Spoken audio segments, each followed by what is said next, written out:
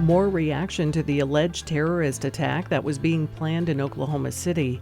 A juvenile detention center in Tulsa remains on probation, and federal funding for one tribe to bolster domestic violence prevention programs. This is the KGOU PM News Brief for Thursday, October 10th. I'm Deborah Shar. In the days following the FBI foiling an alleged terrorist plot by two Afghan citizens living in Oklahoma City, the state's Council on American Islamic Relations chapter has a message for Oklahomans wondering what to make of a threat so close to home. Here's State Capitol reporter Lionel Ramos. Veronica Leisure is the Deputy Director of the Council on American Islamic Relations and a civil rights attorney. She says she doesn't want Oklahomans to get the wrong idea about Afghan refugees, or any refugees. One or two people's extreme actions, she says, are not representative of any community. Extremist violence is happening, she says, but it's across the social, political, and religious spectrums. If we are not vigilant about it, if we're not watching, understanding what our kids are seeing online, what kind of content they're being exposed to, if we're not having conversations in our own communities about fighting extremism, this becomes the result. The foiled attack was meant for a crowded place on Election Day, court records show, and the perpetrators planned to die as martyrs. Leisure says even so, Oklahomans should not let fear deter them from getting to a ballot box this November. In Oklahoma City, I'm Lionel Ramos.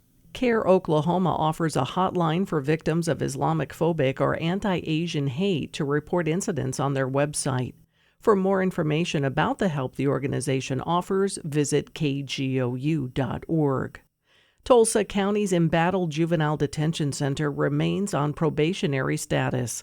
Oklahoma Public Media Exchange's Max Bryan reports on the state's assessment of the center. Family Center for Juvenile Justice Director David Parker reports the Oklahoma Office of Juvenile Affairs extended the center's tentative status through the end of the year.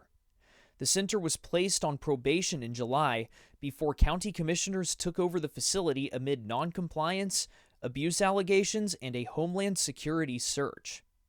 Parker reports the Office of Juvenile Affairs only had one deficiency in its latest review of the center. That has to do with paperwork that should be in files that from January I just can't come up with. I'd love to have found them by emptying the file cabinets and all the boxes that are there, but they're just non-existent. Parker said he has revamped the center's filing system in response to OJA's citation.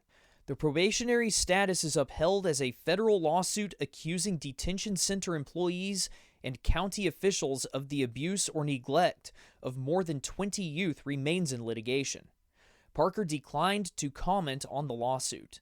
In Tulsa, I'm Max Bryan. There are two down-ballot races Oklahomans will decide that don't have any candidates this November.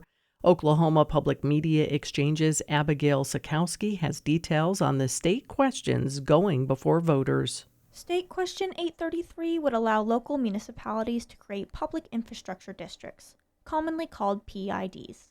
A PID can organize public works projects funded by taxpayers within its boundaries. State Question 834 seeks to clarify that only U.S. citizens can vote in Oklahoma elections.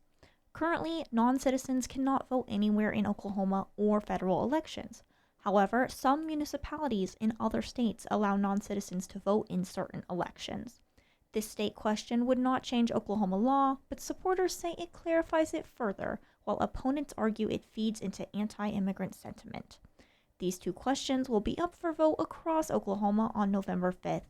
In Oklahoma City, I'm Abigail Sikowski. Indigenous people are more likely to be victims of violent crime than people of other races in the U.S. As Oklahoma Public Media Exchange's Sarah Lisi reports, funding from the Department of Homeland Security is helping one Oklahoma tribe do its part to lower those risks. The Otah-Missouri tribe is receiving more than $300,000 to reduce targeted violence online and in the community. The money will allow the tribe to create prevention programs such as awareness campaigns and bystander training.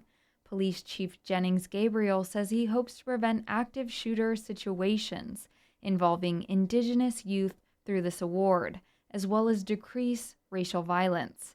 The tribe received the grant from the DHS through the Targeted Violence and Terrorism Prevention Program, which has awarded nearly $90 million to organizations and government agencies since its launch in 2020.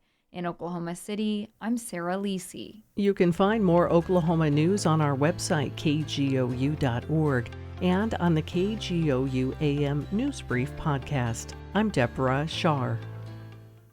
The candidates for November are set. I know Donald Trump's type. Between now and Election Day, we are not going back. A campaign season unfolding faster. Kamala Harris is not getting a promotion Than any in recent history. Make America great again. Follow it all with new episodes every weekday on the NPR Politics Podcast.